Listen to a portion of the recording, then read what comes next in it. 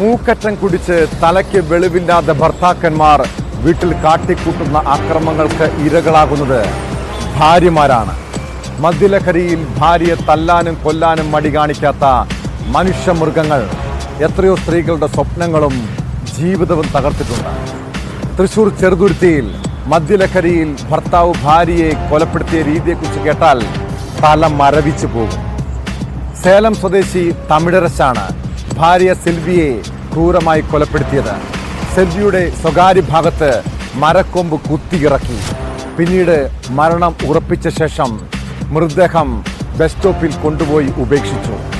സംഭവത്തിന് ശേഷം രക്ഷപ്പെട്ട പ്രതിയെ പോലീസ് അറസ്റ്റ് ചെയ്തു.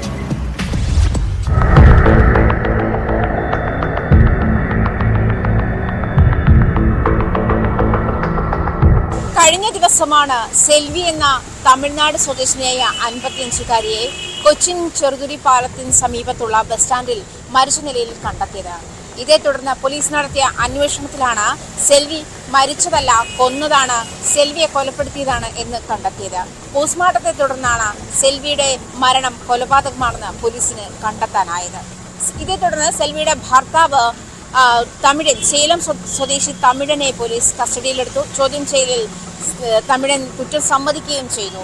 സെൽവിയെ അതിക്രൂരമായി മർദ്ദിച്ച നിലയിലാണ് സെൽവിയുടെ ശരീരം കണ്ടെത്താൻ കഴിഞ്ഞതെന്നാണ് പോലീസ് പറയുന്നത്. സെൽവിയുടെ ശരീരത്ത് പലയിടത്തും അതിക്രൂരമായ മർദ്ദനത്തിന് ഇരയായതിൻ്റെ മുറിവുകളുണ്ട്. മാത്രമല്ല സെൽവിയുടെ സ്വകാര്യ ഭാഗത്ത് വടി കുത്തിക്കയറ്റി ചെറുകുടലിന് മുറിവേൽപ്പിച്ച നിലയിലുമുണ്ട്. ചോര വാർന്നാണ് സെൽവി മരിച്ചതെന്നാണ് പോലീസ് കണ്ടെത്തൽ. മാത്രമല്ല ഇവർ തമ്മിൽ ദിവസവും പറയുന്നത് പോലെ വാക്കുതർക്കവും തമ്മിൽ സെൽവിയെ നിരന്തരമായി തമിഴൻ മർദ്ദിക്കുകയും ചെയ്യുന്ന സംഭവങ്ങൾ ഉണ്ടായിട്ടുണ്ട്. തമിഴനും സെൽവിയും ഈ ചെറുതുരുത്തി ഭാഗത്തായി ആക്രി പെറുക്കി വിറ്റ് ജീവിക്കുന്ന ആളുകളാണ്. ഇവർ സ്ഥിരമായി കിടന്നുറങ്ങുന്നത് ഈ ബസ് സ്റ്റാൻഡിലുമാണ്. കുറച്ച് അകലെയുള്ള ഒരു ഭാഗത്ത് വെച്ചാണ് സെൽവിയും തമിഴനും തമ്മിൽ വാക്കുതർക്കമുണ്ടായതും അവിടെ വെച്ചിട്ടാണ് സെൽവിയെ അതിക്രൂരമായി തമിഴൻ മർദ്ദിക്കുന്ന സാഹചര്യം ഉണ്ടായത്.